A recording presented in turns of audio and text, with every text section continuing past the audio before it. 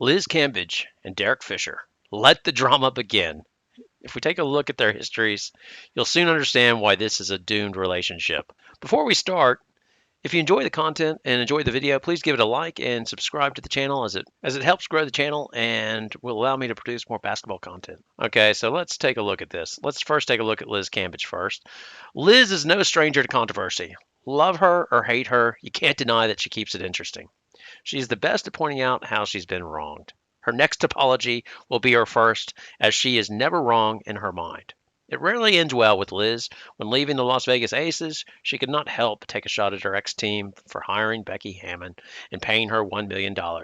Now she has moved to the LA Sparks and everything's going to be great in Los Angeles. Things are going to be so great that she could not help but take some time prior to the start of the season to throw some passive-aggressive shade at her own national basketball team, the Australian Opals. Liz's 2020 Olympic campaign was memorable, as a few months prior to the Games, she threatened not to go to Tokyo as she was so upset over the lack of diversity in the team publicity photo shoot.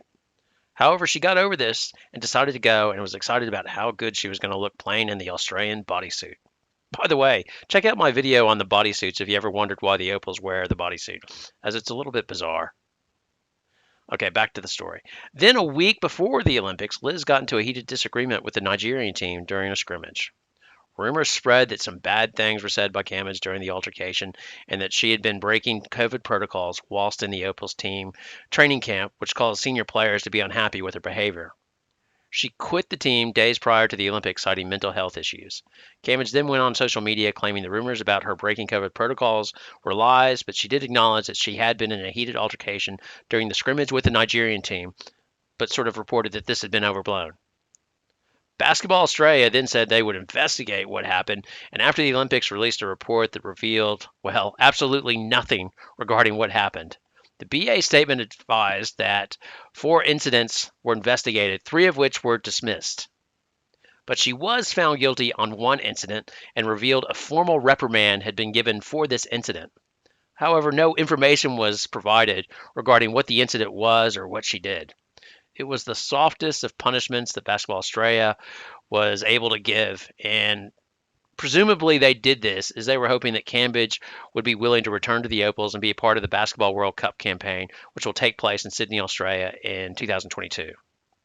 However, Cambage was obviously offended by the formal reprimand, as soon afterwards she released a statement saying, "I have zero interest in being part of the Opals World Cup campaign." At that point, I thought Basketball Australia or the Opal players would leak what had occurred during the scrimmage and during the Opals pre-Olympic training camp, but nothing came out. Only an interview with former Olympic team captain Jenna O'Hay, who revealed it had been a struggle for her to move on from the Cambage Olympics drama. When asked if she'd gotten over it, O'Hay stated, "Absolutely not. That was huge, and everything that surrounded it was really big. To be honest, I saw a sports psych for months afterwards trying to deal with it all, and I do think that's part of the reason why I retired." She went on to say, "It took a huge toll on me and was really difficult. I don't think I'll ever fully process it, to be honest. It's still pretty raw. I don't talk about it very often unless it's with my sports psych. If you asked me a couple of months ago, I would have been in a ball of tears. It's going to take time for me. Everyone heals in a different rate and gets over things in different ways, so that's something I'm still dealing with today. I think it's going to take a lot more time." Cambage came out with some more passive-aggressive comments regarding the Opals and her Opal teammates when celebrating being with her new team, the Sparks. "I'm living my best life. I'm supported. I'm protected on a level that the Opals or the Australian team never gave me," she told the ABC. "My heart lies with those who want to protect me and those who want me to be the best I can be. And I never felt that at the Opals at all. So yeah, I'm good," Cambage said. The general response from Opals fans has been, "Are you kidding me?" That's all I got to say. Makes me want to puke. Now it's interesting that Cambage's newfound happiness and the environment that makes her feel protected is with the Sparks, which is run by GM and coach Derek Fisher. Yes, the Derek Fisher who did a great job of chasing out the best player in franchise history, Candace Parker. Let's take a look at how this occurred, as I think it'll show why the Fisher-Cambage relationship is probably doomed. The Sparks went through a strange process to hire coach Derek Fisher. Fisher was hired by former GM Penny Toller after Brian Angler's sudden resignation from the team in November 2018. Prior to the Sparks job, Fisher coached the New York Knicks from 2014 to 2015. His time with New York did not go well, as his record was 40-96, and after he was fired, many wondered whether or not Fisher would get another coaching job. However, he benefited from Toller's coaching search, which involved a search of one, as no other candidates were interviewed for the Sparks coaching job. Initially, things went smoothly for Fisher and the Sparks, who had won the championship in 2016. However, the Sparks fell apart in spectacular fashion in the 2019 playoffs as they got swept by the Connecticut Suns, which left fans and media pointing fingers at Fisher and Toller. Ramona Shelburne wrote a story for ESPN which did an autopsy of the collapse and painted Toller as a crazed and out-of-control GM and Fisher as a super sensitive coach who couldn't take feedback from his players. She reported after the Sparks' listless 94-68 loss in Game 2, Toller entered the Sparks locker room and lit into the team with an obscenity-laced speech that also included several racial epithets, which many in the team felt crossed the line. Fisher reportedly later apologized to the team for having to hear the outburst from Toller. Then the day before Game 3, several players said Fisher got into a heated debate with Nikaya Ogumike and Candace Parker over plays that the team could try to install and run when the Suns trapped their point guard. Ogumike proposed one play which the team had previously had success with, stressing the need to install counters Sparks' offense. Fisher listened but bristled at how the team had been out-rebounded by 22 in Game 2. He argued that effort and execution were why the Sparks lost, not strategy. When Parker proposed another play, one the Sparks had run to counter point guard traps in the previous seasons, Fisher reportedly snapped and said, "Is this why we effing lost?" It startled the players to hear Fisher snap like this. Multiple sources said he'd previously taken a more collegial approach with the team. At the start of Game 3, Parker was aggressive in getting into the paint and playmaking for her teammates.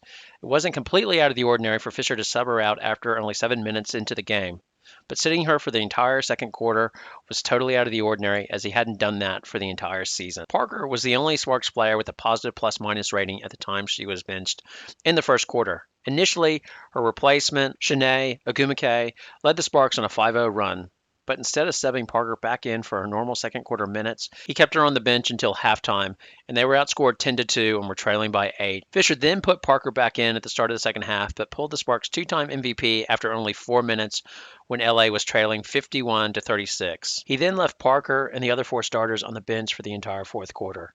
Now, mind you, this was an elimination game. You can see Parker seething on the bench as she's in disbelief. And then after the game, she confirmed with reporters that she was healthy and basically told reporters to go talk to Fish regarding her playing time. Fisher gave a post-game presser about looking for energy, and that's why the change was made. Now, after all of this, Fisher was given the GM and coaching role as Toller was let go due to the racial epithets she used while addressing the team. She has since filed a wrongful dismissal lawsuit against the Sparks. Not surprisingly, Parker left the Sparks at the end of the 2020 season after 12 seasons with the Sparks, as she reportedly lost trust in Fisher after the 2019 playoff debacle. Parker won the 2021 title with Chicago, and social media was flooded with memes that were posted at Parker's expense. So the question is, what will happen when you put one of the WNBA's most sensitive coaches, who will bench his star player for daring to suggest making adjustments during the playoffs, with one of the WNBA's most sensitive players who won't play with her national team because she was given a formal reprimand? My guess is Sparks will fly. This should be interesting to watch. Thanks so much for watching the video. If you've made it this far along, I'd really appreciate it if you could give a like and subscribe. It really helps the channel grow and will allow me to generate more basketball content. Thanks again for watching.